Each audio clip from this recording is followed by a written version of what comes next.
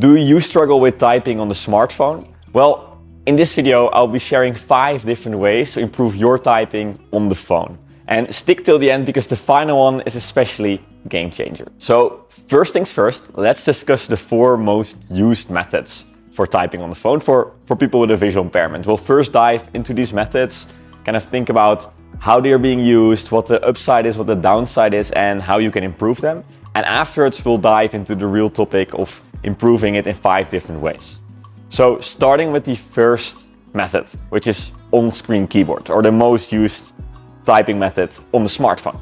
Well, for someone with a visual impairment, this method is a lot harder to use, especially when you use either voiceover on the iPhone or talkback on Android phone. It's a very difficult and slow method. Every number, letter, punctuation mark you're typing, you have to double tap to confirm. The problem with this is that it's super slow and it takes a really long time to make or write a message. The upside is that it's already in your phone, it's native built-in, and you can use it in any situation. The second method that a lot of people use is dictation.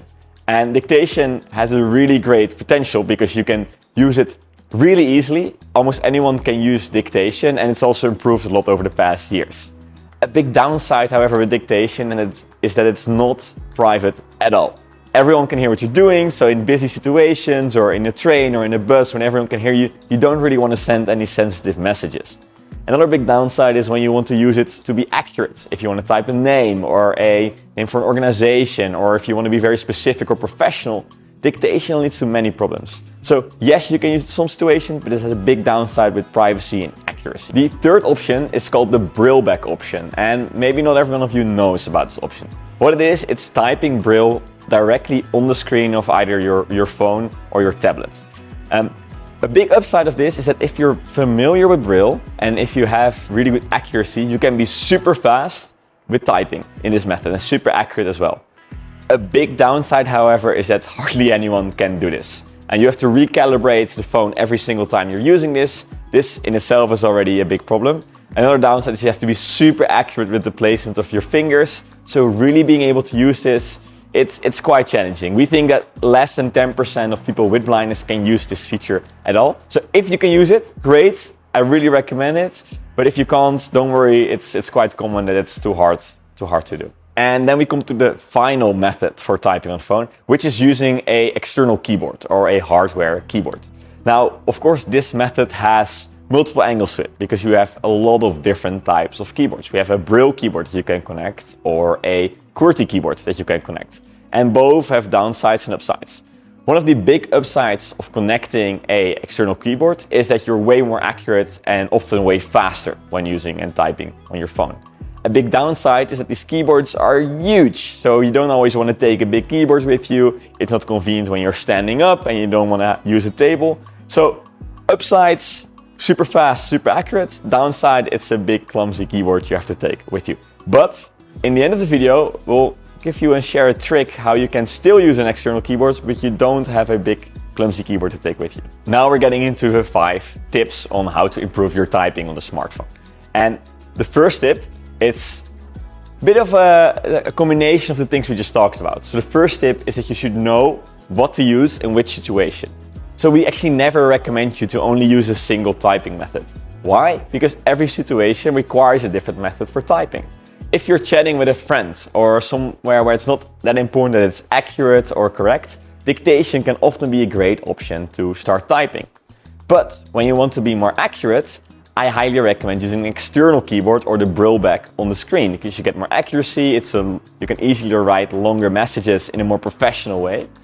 The downside is that if you don't want to use or take something with you and you still want to write a message that's correct, then you can move to the on-screen QWERTY keyboard. I would really say that often this is your last resort. You don't really want to use this option as it's super slow and accuracy is still a problem, but at least you're in full control and you can always use it. So shorter messages, if you want to order a quick Uber ride or find something short, then use the on-screen keyboard. In other situations, external.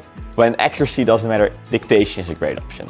So know what to use in which situation will really help you out throughout the way of typing faster on your phone. The second piece of advice that we have for you is to make changes on your phone or tablet. So not a lot of people know this, but there's actually a lot of things you can change in your phone when it comes to typing. Things like predictive text or the touch and hold function on Android really matter a lot. So predictive text, it can be super nice to use when you're typing with the on-screen keyboard. And if you type something wrong, it will still type the correct thing.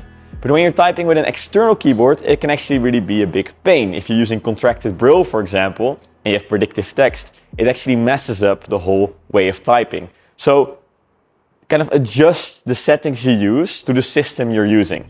And then there's a lot more. The touch and hold allows you to type a lot faster with the on-screen keyboard.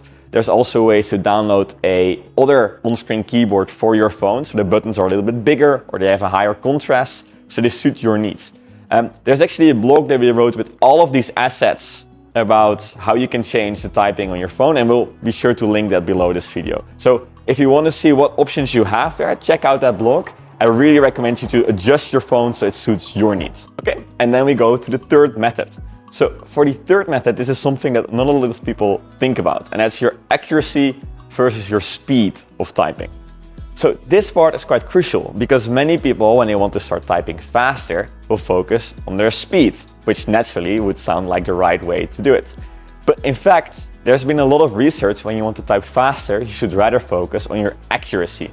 Of course, if you type a message where you don't care about your accuracy or you use dictation, it doesn't really matter. But when you want to type in a professional way or want to type accurately, focus on accuracy in your typing.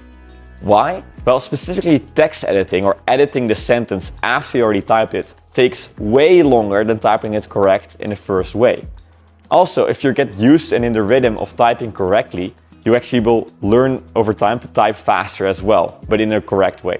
So focus on accuracy, don't focus on speed.